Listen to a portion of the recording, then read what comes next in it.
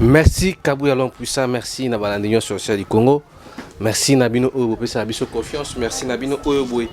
Bolandaka émission du début jusqu'à la fin, ça peut une manière de soutenir Bitumba Oya résistant, tout ça, tout ça, la Boyebi. Programme Nabiso, je crois, dans le mois de août, Oyobo, mon activité, tout ça là qui est ensemble, là, maman aussi, Fondation sociale du Congo, Salomon, les amis de Bruno Mimenga. Na bandeko bobo oyo tout ça na bango akati ya bitumba oyo boy. Alors tokotika bitumba oyo tendenge to bandaki yango tolobaki il faut Monisco akanga bisaka na ye atsonga na mboka na parce que Congo et comme lokola bilanga ya ba américain, bilanga ba belge, bilanga ba français. Alors biso ba jeune tout telemi to bino tokotika mboka na biso kende boti ta ba résistant. Tout ça une obligation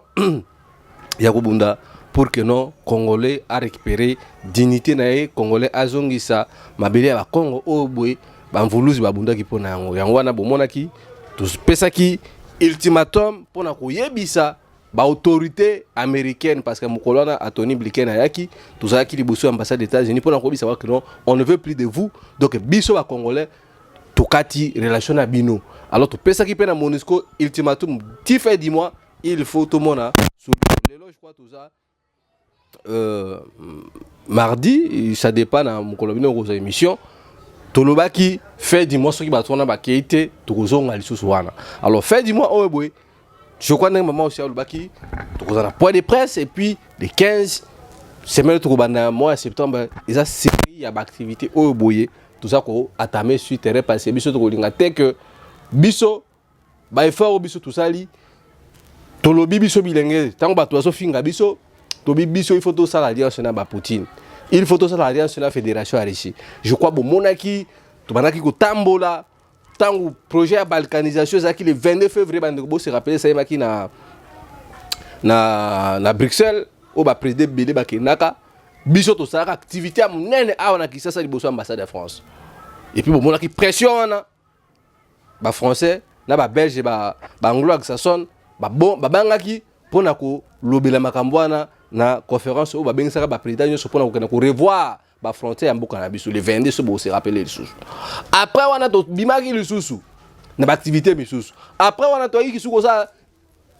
activité liboso ambassade de Belgique pona ko ba que non roi Philippe oza le bienvenu parce que bino bato boza à la base ya ba tuerie bino bato boza à la base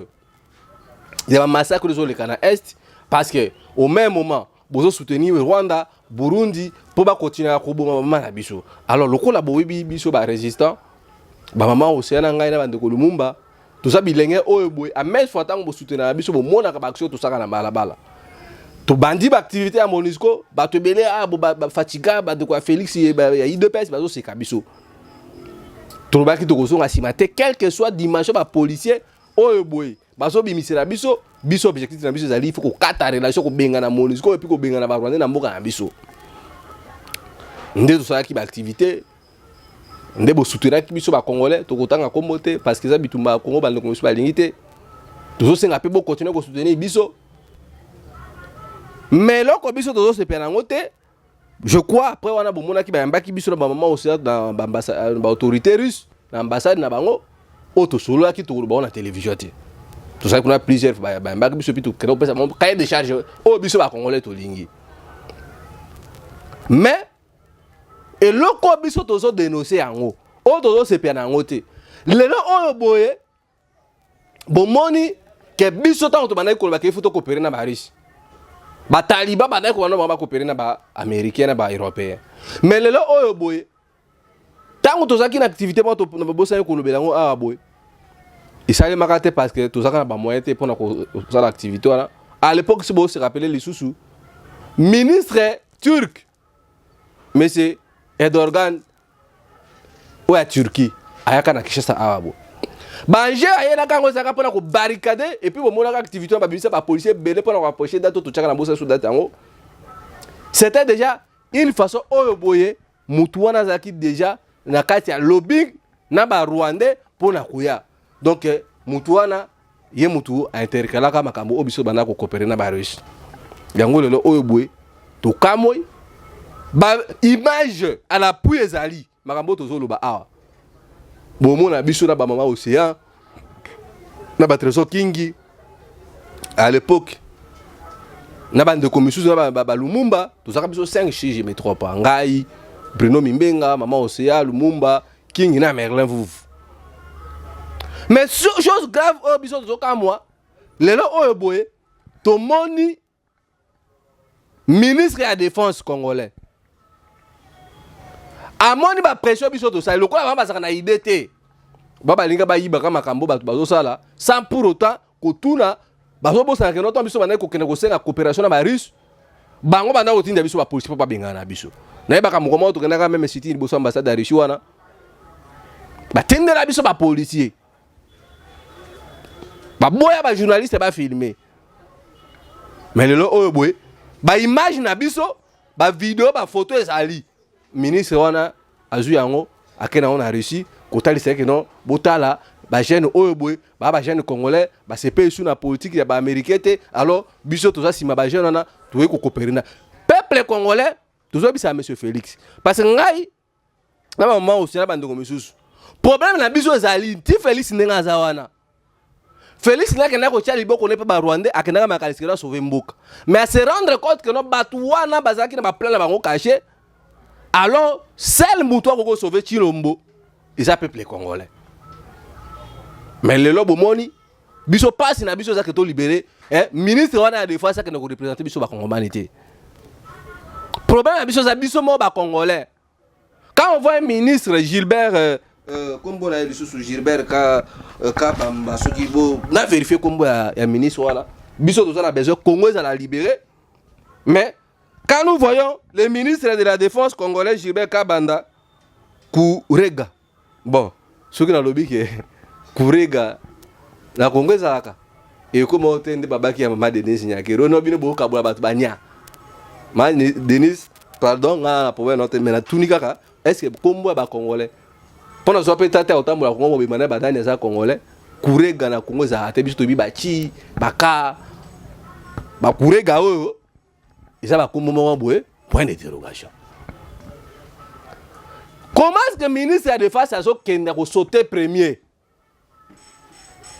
L'exposition au Bobaché à Moscou. Pendant que la vidéo ya biso itamboli monde entier pour monde ba vidéo wana. Lelo oyo biso aux États-Unis d'Amérique ba olo baba kombo na biso. Na nenga biete na nenga mabe. Na Europe bazo ba kombo na biso na nenga biete na nenga mabe. Problème na biso za que non to coopérer na ba russe ba pesa biso minduki to bunda na ba rwandais to sécuriser mboka biso et non que non un ministre au sujet rwandais parce que papa Gilbert Oyoboy c'est un militaire rwandais ba to tu ba ibi yango ezali kamba même Chilombo ibi makambo mais lui ne peut pas nous représenter ya ko iba ba idée obiso to zaki na ngote et puis tima makamwana bazo ko tambola comme na biso ba résister ba Bruno Mimenga obo bazo bo samba tina biso ba police ba beta biso mukolo wana ba image ezali maman c'est ezaki activité sur le 9 je crois le 8 sur le 9 donc botala que pression biso to tie et puis tombaki mukolo nani bliqué na yaki mais pas quelques mois bon moni que pression à peuple congolais yewana après une semaine c'est marqué na Moscou pour coopérer. Mais biso tant que tozo senga ba gel to bimana balaba to se débarrasser na ba rwandais pourquoi boyo que la biso te tant que tozo belela bo sunga biso na $1 $2 10 000 francs $10 bo soutenir mais bato bazo soutenir combat wana basa na besoin pe que no lobby Congo ça la libérer ba pe ko zonga na mboka ba travailler ba investir ba taxe ba impôt ba douane ba ni et qui t'a pas ba ndeko basa na diaspora ba ko zonga ba s'installer to tonga mboka et là ko biso toza na ngo besoin yango wana. Mais quand nous voyons un ministre de la Défense, c'est à sa nationalité douteuse, bien qu'à sa nationalité congolaise, est-ce que Mindouki on a un ministre à Moscou? Tant qu'on va couper ça, on va Mindouki. Mindouki on a tokoyoka que batini yango na Rwanda ou batini yango na front ou bien Mindouki on a côté kango. Yango tozo dénoncer loko wana parce que za eloko biso to bandaki yango. Soki bino bo s'associer biso na makambu oyo bote donc vous allez voir que non bagarre oyo boy il va continuer tout na suka yango tozo interpeller même autorité à Russie. Vous ne pouvez pas recevoir le ministre là ça pour autant que biso bato tozo bunda bitumba sur terrain tozo tambola na drapeau à Russie avec beaucoup de risques possibles. Peut-être que na ambassade à Rwanda. Bomona ka biso na ngana ndeko Lumumba. To sotaka miri wana ya ya ambassadeur wana ba policier bakanga ba biso ba beta biso ba mbata jour wana donc ne biso toza awa boy bon nga na ebité bon na bulanga pe un jour te pe na poto na bino kuna poso to bongisi mboka na biso awa nyonso eza awa lelo obo comme na biso ba komi kolobela kanga na ba conférence na ba franc-maçon na ba France na ba Belgique mais bino bozolinga bo profiter de lokwana bo sa yango récupération politique ya ba mona ito na banai ko dénoncer makambu oyo boye ke biloko biso tozo sala oyo na ba mama osea oyo na ba Lumumba toza na puya mutu moko da sima na biso aucun homme politique aucun homme d'affaires moko boye abimi ke Bruno bino makambo bozo senga combien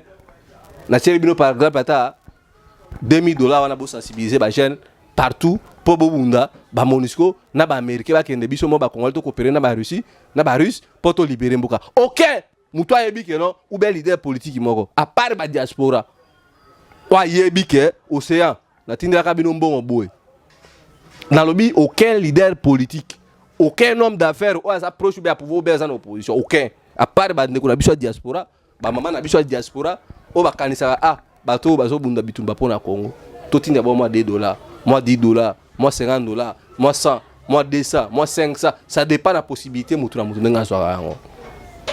Yango wana bomonaki, nous avons écrit à l'ambassade ya Russie to komela pe Chilombo. Parce que biso tozo bunda bitumba pour la Congo. Donc biso tozo na besoin Congo ça libérer Félix Avanda. Bien que tu coopères na Baris, mais on ne veut plus voir Félix parce que Félix peut être tingazana azo akomi ko battre mané sur sima na biso ba Bruno.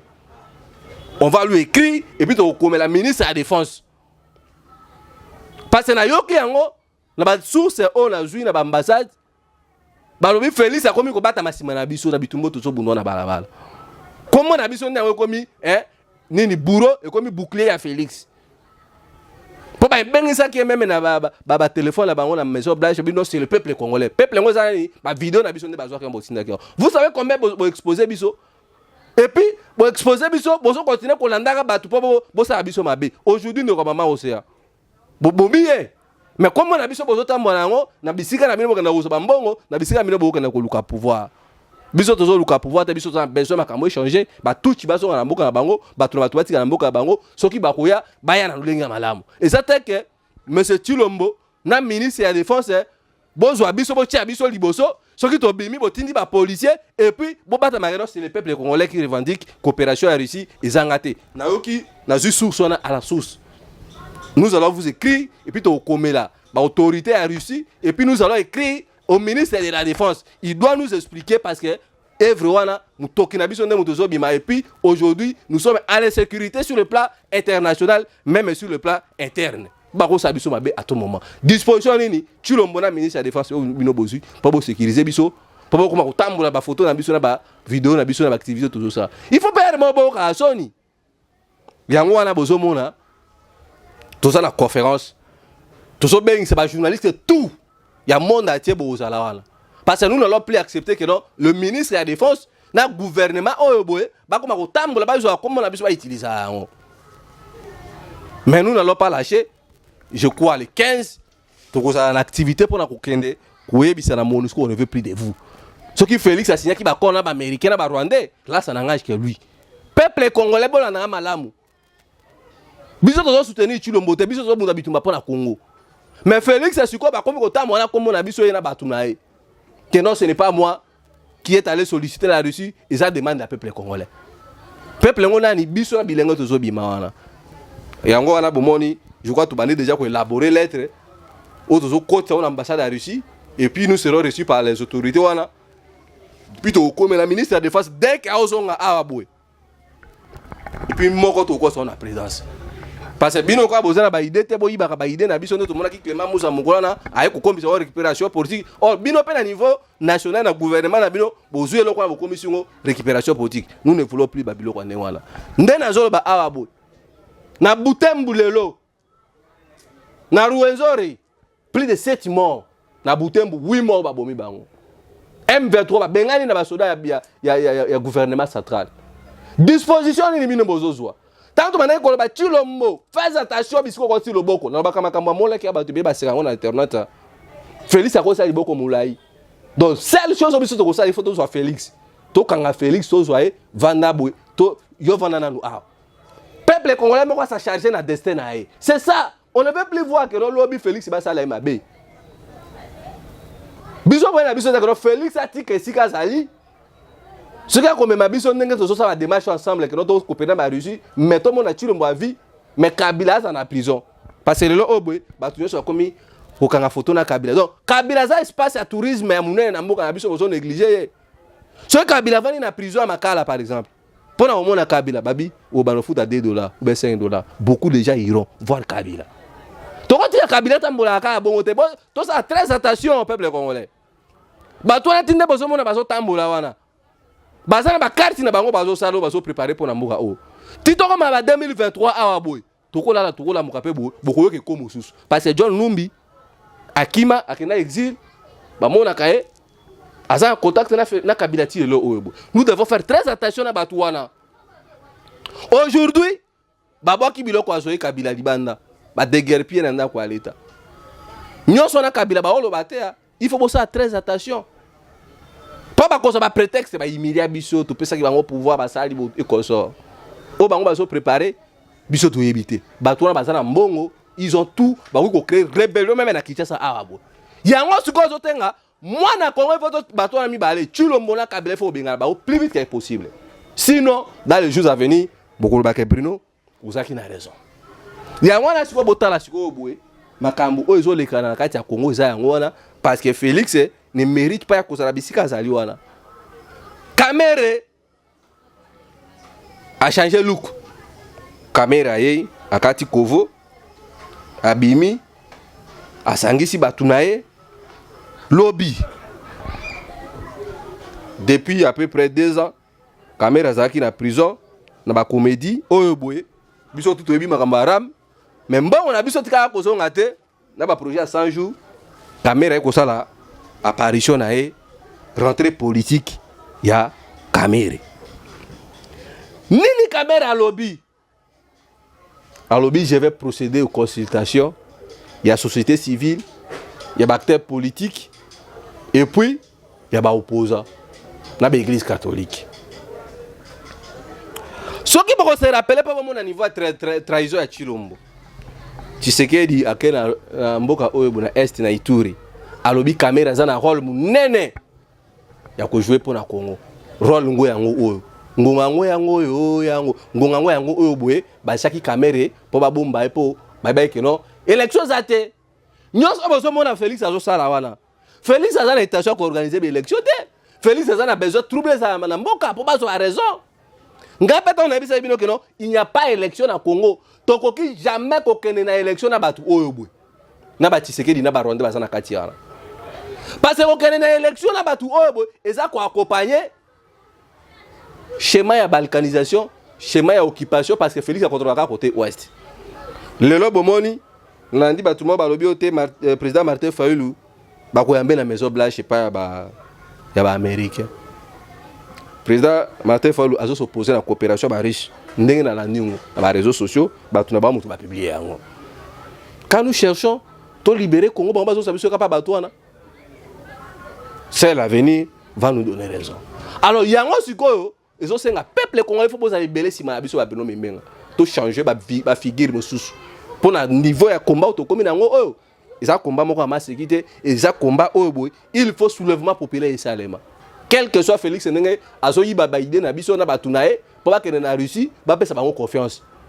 mais moi je sais que non il aussi mbaté tant que biso bato to bandaki makamwa sui que non ndenge bozo sala que mo récupérer ango bozo biso bosa so biso nini on s'en fout des restes. Bota siko bino bato bozo préparer élection. Na bisa bino que non. Qu'aucune élection tant mboka za occupé, ils a comme si li bata suko li mai, asali kaka boy, mai esili et puis azongi la titi normal. Qu'aucune élection na denika di mana Tshilombo, ils a accompagnement. Popo mona que non. Ceux qui vont créer élection ne bozo ça ba démarche wana bo ke ba lobbying na bino na ba poto ko so popo que élection, bobota siko bo c'est quand même bo pesa nga raison. Ils ont été contre notre tribalisme. Moi, je parle pour vous que non. Ceux qui ont même une élection dans le contexte tout ça, oh, vous allez échouer massivement. D'où tant que leader, acteur politique à Genève. ba signer ba accord kuna ya molili monde ba franc-maçonnerie na bango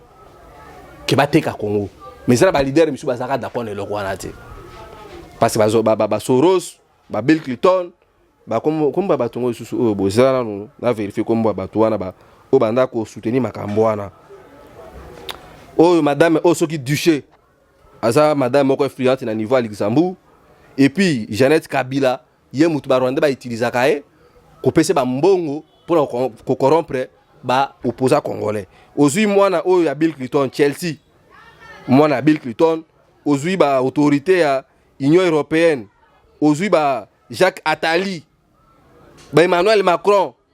na ba lobbying juif wana ba to ba soutenir Kabila ba Didier Reynders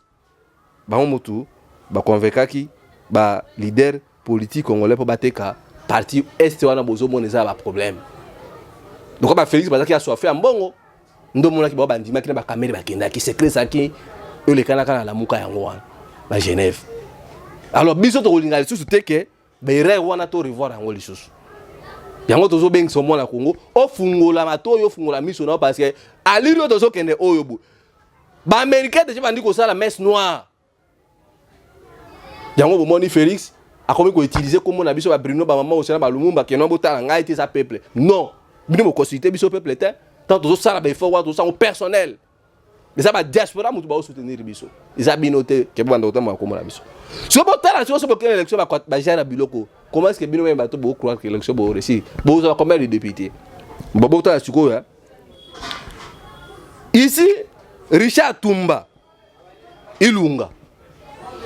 oh asa DG ya ONIP ye mutu atali makambo ya ONIP makambo etali recherchement Kasaye Muluba Denis Kadima ndeko ya Tshisekedi un militaire de l'UDPS représentant en Afrique du Sud Kasaye Muluba président na CENI na olo bango za tribalisme te izandenge Félix Ameliso mboka ndenge sokende toyei wana za équipe choquée ko organiser élection en 2023 bino bato bozo kwa au lieu to kena soulèvement article 64 ndenge kulutu nanga bolodzola ba maman osende balingi vous croyez bota l'équipe choc eux qui organiser l'élection Richard Ilunga Tumba Kasaye Muluba DG ONIP watali makambo arrestament Denis Kadima président ya CENI mutu ya UDPS Kasaye Muluba ndeko ya Chilombo toyei tozui Nicolas Kazadi ministre ya finance militaire ya UDPS Kasaye Muluba ndeko ya Tshisekedi ye mutu akobimisa mbongo pour organiser l'élection et puis résultat définitif il y a élection et qu'on a publié et pas ya Badi Banga président de la cour constitutionnelle Kasaye Muluba ndeko ya Tshisekedi militaire UDPS sous regard bienveillant ya madame Rose Mutombo Kasaye Muluba ndeko ya Tshisekedi bon so boka no quoi ça recours place ni ceux qui ont gagné l'élection 2023 bon moni ndenge bosuki siko président de la République soi-disant Kasaye Muluba Tshisekedi na anglo vraiment batu boloba kono Bruno usa mutema be vous croyez que vous allez gagner les élections peut-être ba misu bola na bien te Richard Ilunga Tumba déjà ONIP mutotali recensement asa Kasaye Muluba ndeko ya Chilombo Denis Kadima président CENI Kasaye Muluba mutu ko organiser élection ministre de la finance Nicolas Kazadi Kasaye Muluba baluba te kono akabe aka mango bani balubo pe approche à Félix mboka moko munoko moko toyei élection kozala publié et par la cour constitutionnelle Badi Banga Kasaye Muluba et puis ministre de la justice Marie-Rose Mutombo parce que ce que la cour constitutionnelle au kusa Badi Banga mutako misambongo Kazadi Muluba présidence donc c'est ça bizarre vraiment on a vraiment partout baza toujours focalisé to que l'élection mais Nathalie si Bino mutu pesa réponse donc bakota appé bon Bino parti à Frak Diongo boza député moko ce pour chema kele ba boto li pe Bino bon Bino nouvelle est là bon boza attendez Batali SID Bino boza ta moko bon mon dimension moko ezali mais ce token na Chivundu c'est le logo sauver Congo yango élection ils ont la priorité na minute oyo parce que mboka nous allons nous prise na maboka ba 1-23 ba rebelle d'où ça soulèvement populaire yango déjà biso to bandi ko sensibiliser peuple pourtant tout le bas que non dans les jours à venir beaucoup de volonté à balabala ko ça musana donc nous avons l'obligation de sauver mboka si on ne le fait pas aujourd'hui ça sera déjà trop tard bah comment ça nga signé pas à Kabuya et puis pour mona que batu oh bah ça souci ça pitié régime à Tshisekedi le juisseur Jean-Marc Kaboun le métier noir à ça qui premier vice-président de l'Assemblée nationale il s'est enrichi illégalement à combien de villa blindée Lelo oyo boye Mbata a commis le nouveau riche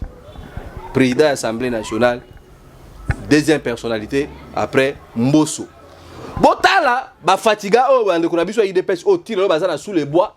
tant biso zo benga be to benga na batu oyo boye bazana te pona biso botala batu oyo bo finga biso boyo ka lelo makambo zo le kana Assemblée nationale mbongo zo iba na Assemblée nationale mais basoda bazangi mbongo bazo bomba na est boyo kasko salaire Mbata depuis aye salaire Mbata zo touché comme premier vice-président de l'Assemblée nationale Mbata a touché salaire comme émolument na ye comme président de l'Assemblée nationale $200,000 américains par mois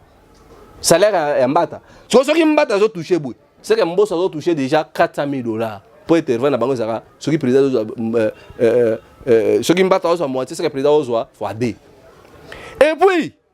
Mbata ndenga zawana bino bataliba bato IDPS boyoka poso biso to lobby to kosa bon vérifier makambo o ka Mbata ndenga ya il touche